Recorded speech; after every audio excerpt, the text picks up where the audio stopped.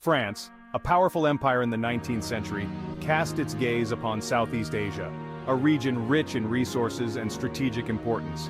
They saw an opportunity in the fertile lands of Vietnam, Laos, and Cambodia, lands that promised both wealth and influence.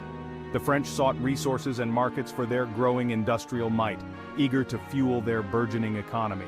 Step by step, they dismantled the existing monarchies, establishing French Indochina, a new colonial entity under their control. The Vietnamese people found themselves under foreign rule, their autonomy stripped away. Traditional ways of life were disrupted as the French imposed their own systems and structures. French language and culture were imposed, while local customs were often suppressed, leading to a cultural clash. Resentment grew among the Vietnamese, a simmering anger at the injustice of colonial domination, which only intensified over time. This period of French rule was not without its benefits, though they were often overshadowed by the negatives. Infrastructure, like railroads and roads, were built, connecting previously isolated regions. Education and healthcare systems, though limited, were introduced, providing some measure of progress.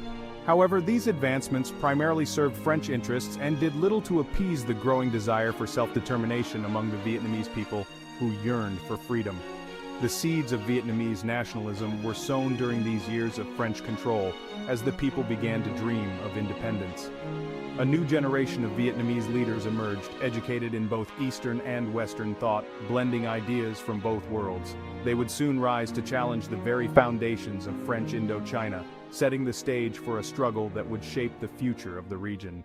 The desire for independence burned brightly in the hearts of many Vietnamese, a flame that had been kindled through years of foreign domination and exploitation. They yearned for a return to self-rule, free from foreign interference, dreaming of a day when they could govern their own land and determine their own future.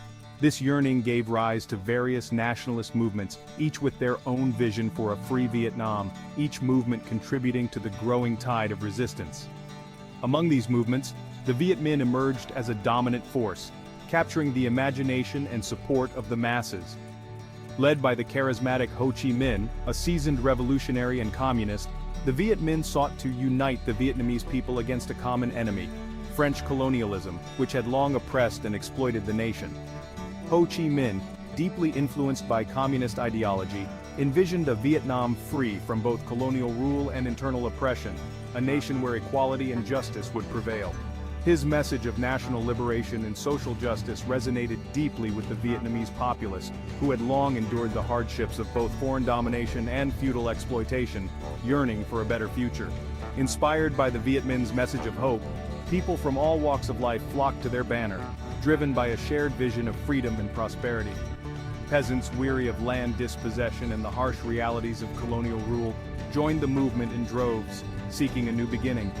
Students and intellectuals yearning for a just and equitable society lent their voices to the cause, bringing with them ideas and energy that fueled the movement.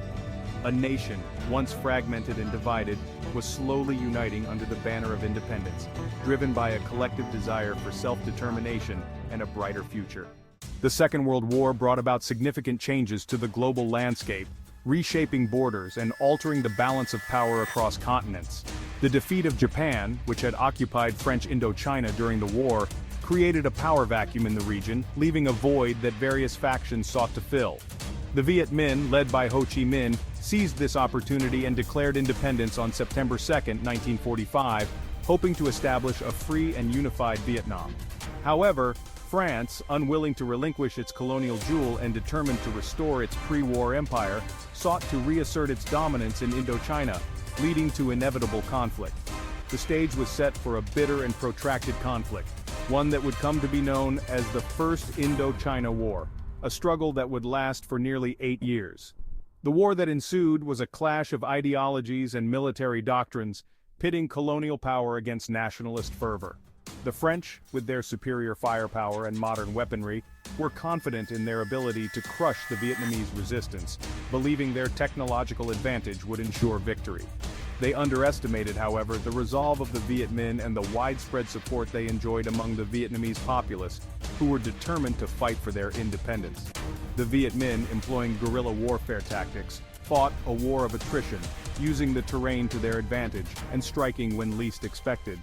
They knew they could not match the French in a conventional confrontation, so they adapted their strategies accordingly. Instead, they relied on hit-and-run tactics, ambushes and sabotage, slowly but surely bleeding the French forces dry, demonstrating the power of unconventional warfare.